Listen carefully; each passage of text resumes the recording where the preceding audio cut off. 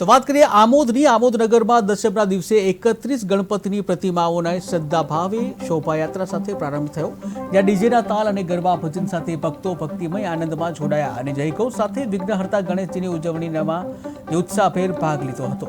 ત્યારે મોટી સંખ્યામાં ભક્તો ઉમટી પડ્યા હતા, જ્યાં પોલીસ તંત્ર દ્વારા સુરક્ષા વ્યવસ્થાની ખાતરીપૂર્વક કરવામાં આવી હતી, જેથી શાંતિપૂર્ણ રીતે શોભાયાત્રા પૂર્ણ થઈ હતી।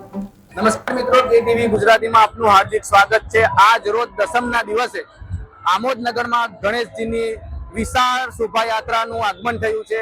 જે યાત્રા બગાસા ચોડેથી નીકળી મુખ્ય બજાર થઈ આમોદ પોલીસ સ્ટેશન 4 રસ્તાથી થઈ પરત તિલક મેદાન આવી વાવડી ફળિયા ખાતે જઈ અને ત્યાં આ યાત્રાનું સમાપન થશે। ત્યાં આ યાત્રાનું વિસર્જન કરવામાં આવશે। મોટી સંખ્યાની અંદર ભાવિ ભક્તો આમોદનગરની અંદર ગણપતિ વિસર્જન યાત્રામાં જોડાયા હતા। આ યાત્રાની અંદર ગામ ગામથી અને નગરની અંદરથી ખૂબ જ મોટી સંખ્યામાં ભાવિ ભક્તોનું ઘોડાપુર ઉમટી પડ્યું હતું। આપણે જોઈ શકીએ છીએ કે અહીંયા આગળ આ જે વિશાળ યાત્રા છે તે 2 કિલોમીટર સુધીની લાંબી વિશાળ યાત્રા ડીજેના તાલ સાથે ભાવિ ભક્તો અહીંયા આગળ ઉમટી પડ્યા હતા।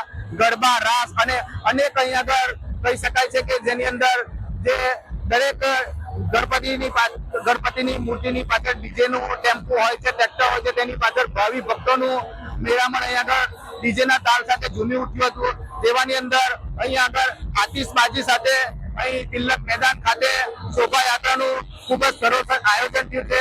મોન્ટુભાઈ કંસારાની આગેવાનીની અંદર 31 ગણપતિની અહીંયા આગળ મૂર્તિની જે પ્રતિમાનું ખૂબ જ સુંદર આયોજન કરવામાં આવ્યું હતું, જ્યાં ભાવિ ભક્તોનું ખૂબ જ મોટું માનવ મેળામણ છે કહી શકાય। 2 કિલોમીટર સુધી હાઈવે પણ અહીંયા આગળ જે ટ્રાફિક રૂટ છે પોલીસના નિયમોથી બંધ કરવામાં આવે છે।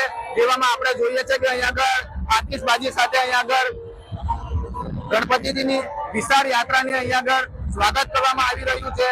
ઠેર ભાવિ ભક્તો અહીંયા આગળ ઉમટી પડ્યા છે। હિતેશભાઈ શાહ તેઓ વર્ષોથી અહીંયા આગળ પાણીની સુવિધા પીવાની ભક્તોને પૂરી પાડતા આવ્યા છે। તેમને કોઈ પણ જાતની શરમ કે એ નથી। અહીંયા આગળ આપણે જોઈએ છે કે હિતેશભાઈ શાહ જે ભાવિ ભક્તોને અહીંયા આગળ પાણી પૂરું પાડે છે, વર્ષોથી સેવા આપી રહ્યા છે। જેવાની અંદર આપણે જોઈએ છે કે 2 કિલોમીટર સુધીની આ વિશાળ યાત્રા ભાવિ ભક્તોનું માનવ મેળા પણ અહીંયા આગળ ઉમટી પડે છે, ઘોડાપુર અહીંયા આગળ ઉમટી પડે છે। અહીંયા આગળ ડીજેના તાલ સાથે ભાવિ ભક્તો ઝૂમી ઉઠતા હોય છે।